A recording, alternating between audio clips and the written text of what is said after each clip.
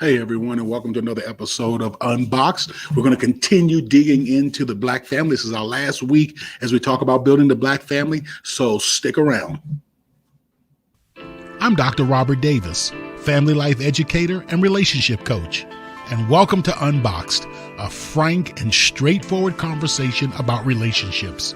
We're going to talk about family, church, workplace, and all other types of relationships. Join me for the next few moments as we unbox the power and potential of relationships and help you to live your best life. Hey everyone, and welcome to another episode of Unboxed. I'm your host, Dr. Robert Davis. I'm so glad that you have chosen to join us. Before we begin unboxing the power and potential of the Black family, do me a favor, make sure that you like, subscribe, and share.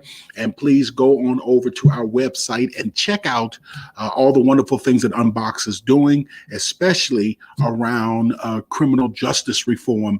Well, not justice, but criminal prosecution and public safety reform. You've got to see these things, so make sure you check them out. Okay, we've been talking about the impact that America has had and America's caste system. I'm reading a wonderful book right now by Isabella Wilkerson called Caste. And America has a very defined caste system, and blacks are at the bottom of the totem pole. And so we've been talking about how America's caste system and from slavery and all of its other iterations have had a profound impact on the psychological and emotional functioning of the African American community as a whole. And so we've talked about being aware of that, being aware of the anger and the other emotions that for years we've had to suppress and repress, and just how being subjected to violence and just the indignities of being Black in America, being subjected to them, how they've had a profound impact on our psyche. It's very important to be aware. And we talked last night about being aware of our emotions. And now I want to talk about accountability. And I want to talk about accountability from two perspectives, because the condition and the situation that the Black people find themselves in today is a direct result of America. So we have a responsibility to hold America accountable. So accountability equals holding America responsible. That's what accountability is. Accountability is holding America responsible. And what I mean by that is we need to push as a people for reparations. And there's several reasons for that. Number one, my grandfather's grandfather was a slave. And so I have generations that have run through me that were never paid for the services that they rendered to this country. And so my family never received payment. And the American government owes us, because the American government gave reparations to the slave owners when they ended slavery. They owe my family and the descendants of my great-great-grandfather, they owe us payment for the money, for the services that he rendered. That's number one. Number two, the United States government has intentionally, and local governments have intentionally withheld and prohibited Blacks from accessing government resources, while at the same time charging us the same amount of taxes. So they owe us a major tax rebate. And this is not one that you give to everybody where, it's based on your income.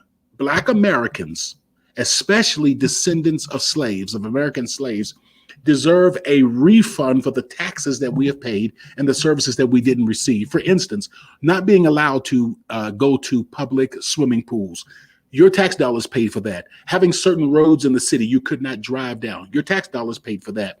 Not being able to access other public accommodations for over 100 plus years. Your tax dollars paid for that.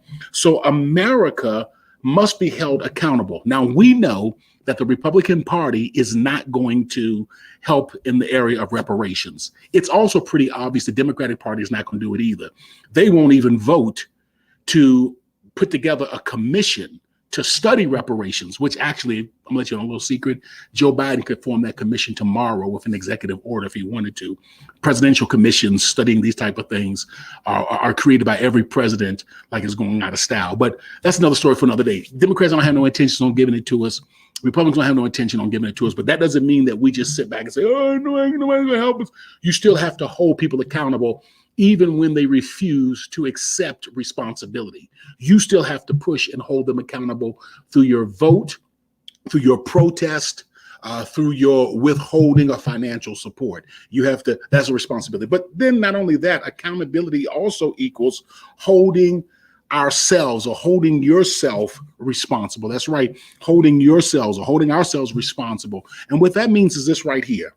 If white America never does anything, and when I say white America, I'm really referring to the United States government, our elected officials. I'm not talking about the guy who drives a tractor trailer or the guy who, works down at Lowe's or Home Depot somewhere. I'm talking about the United States government, which is a white institution. It was formed, back in 1776 to help white men to prosper. That's the reason it was formed. We were first thought of as 3/5 of human.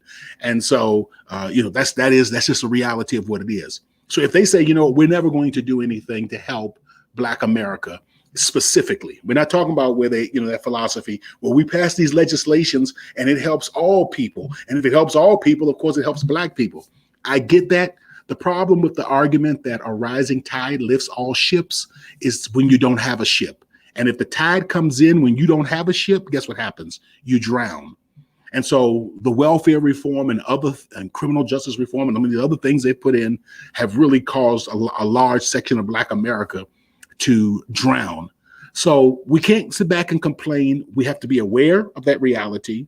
We have to hold them accountable, but then we have to take accountability ourselves. And this is how it works in all relationship systems, where I take accountability for what I am going to do.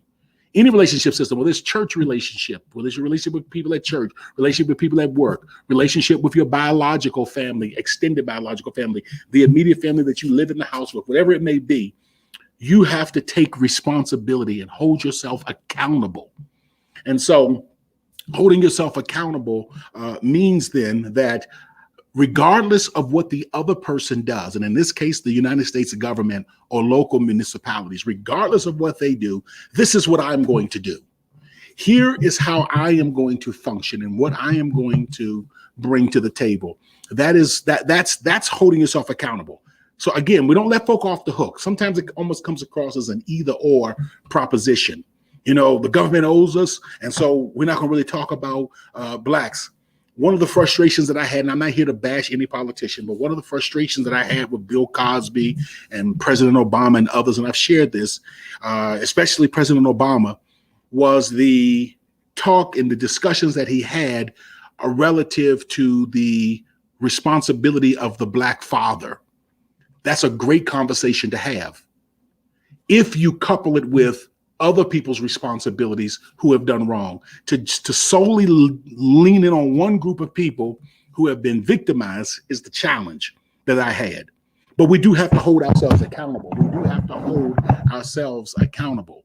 But we must also hold others accountable. But now I'm talking about ourselves. Let me finish there. We have to hold ourselves accountable and say, you know what? This is who I am going to be. And that's one of the major questions that you have to answer individually and that we have to answer collectively. Who are we and who do we really want to be? What type of people do we really want to be? I think that there's any group of individuals who have done this very well, it has been the Jewish community. We see large Asian communities who are very clear about what type of communities they're going to have, what type of citizens they're going to be, what type of progress they're going to make from generation to generation.